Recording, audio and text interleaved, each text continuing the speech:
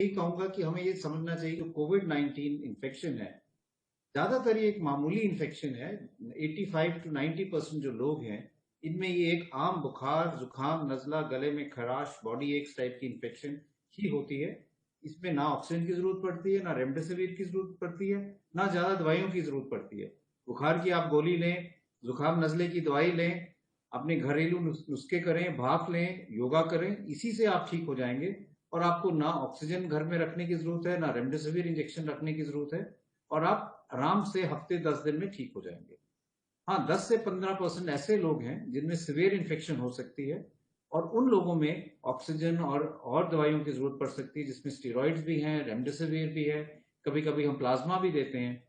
और 5% से कम ऐसे मरीज होते हैं जिनको ज्यादा तेज दवाई देने की जरूरत पड़ती है या वेंटिलेटर की जरूरत पड़ सकती है। तो ये हम पूरे आंकड़े अगर हम देखें, तो इससे ये बात साबित होती है कि हमें कोई घबराने वाली जरूरत नहीं है, पैनिक की जरूरत नहीं है। और अगर हम सब के सब अगर ये देखें कि हमारी रिपोर्ट पॉजिटिव आ गई और हम एकदम एडमिट हो जाएं या एकदम ऑक्सीजन शुरू कर दें, तो ये बहुत गलत धारणा है और इससे अननेसेसरी ऑक्सीजन की शॉर्टेज हो जाएगी। इसलिए सबसे पहले तो मैं यही कहना चाहूंगा कि हम ये समझें कि ये माइल्ड बीमारी है, सिर्फ 10 से 15% में सिवियर हो सकती है।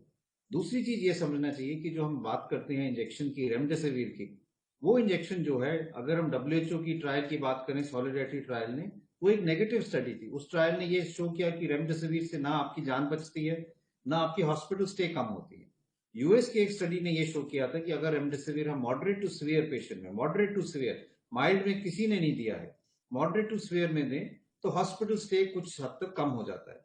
इसलिए जो स्टेबल पेशेंट्स हैं, जो घर पे हैं, जिनकी ऑक्सीजन सैचुरेशन ठीक है, 94 से अबव है, इन लोगों को रेमडेसिविर की कोई जरूरत नहीं है। और रेमडेसिविर अगर आप लेंगे तो उससे नुकसान ज्यादा हो सकता है, फायदा कम होगा। इसलिए एक बात ये भी मैं कहना चाहूंगा कि रेमडेसिविर कोई मैजिक बुलेट नहीं है, सिर्फ उन पेशेंट्स के लिए दी जाती है जो हॉस्पिटल में एडमिटेड है, जिनको मॉडरेट टू सीवियर डिजीज है, और जिनकी ऑक्सीजन सैचुरेशन 93 से कम हो रही हो, जिनके लंग्स में शेडोज आ रहे हो, जो हम एक्सरे या सीटी स्कैन से देखते हैं, या ब्लड की रिपोर्ट में ऐसे पैरामीटर्स आ रहे हो जो ये सजेस्ट करें कि वो मॉडरेट या सीवियर डिजीज की तरफ जा रहे हैं। तो ये एक बात समझना बहुत जरूरी है। दूसरी चीज ये है कि कई लोग ये सोचते हैं कि अगर मेरी सैचुरेशन कल 98 थी और आज 97 हो गई, तो आस्ता आस्ता मेरी सैचुरेशन गिरने लग रही है और मैं ऑक्सीजन लगाना शुरू कर देता हूँ। हमें ये समझना चाहिए कि ऑक्सीजन जो हम देखते हैं ब्लड में, चाहे आपकी सैचुरेशन 94 हो, चाहे 98 हो, चाहे 99 हो, ब्लड में जो ऑक्सीजन है वो लगभग उतनी ही रहती है, क्योंकि जो हम फिजियोलॉजी में बात करते हैं कि एक ऑक्सीजन डिसोसिएशन कर्व, वो आपकी सैचुरेशन जब 90 से ऊपर होती है तो कर्व एकदम फ्लैट होता है। इसका मतलब आप अपनी सैचुरेशन और बढ़ाने से आपके खून में ऑक्सीजन ज्यादा नहीं बढ़ती।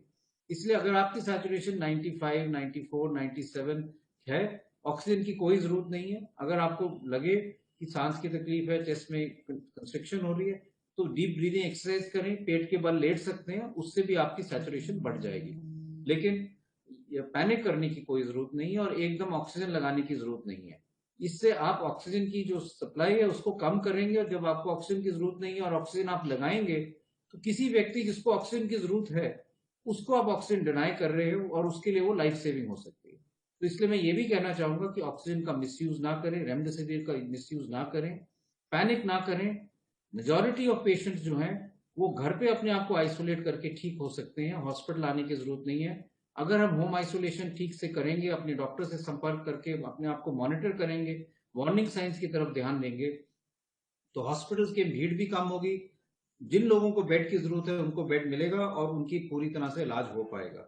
तो यही मैं कहना चाहूंगा कि पैनिक ना करें, ड्रग्स की तरफ ना जाएं, डॉक्टर्स पे विश्वास करें, और स्टीरॉइड, रेमडेसिविर और ऑक्सीजन की माइल्ड केसेस में कोई जरूरत नहीं है, उससे ज्यादा नुकसान होता है, इसलिए उसको अवॉइड करें। इस मैसेज के बाद मैं अब डॉक्टर नरेश त्रेहिन को कहूंगा कि वो अपना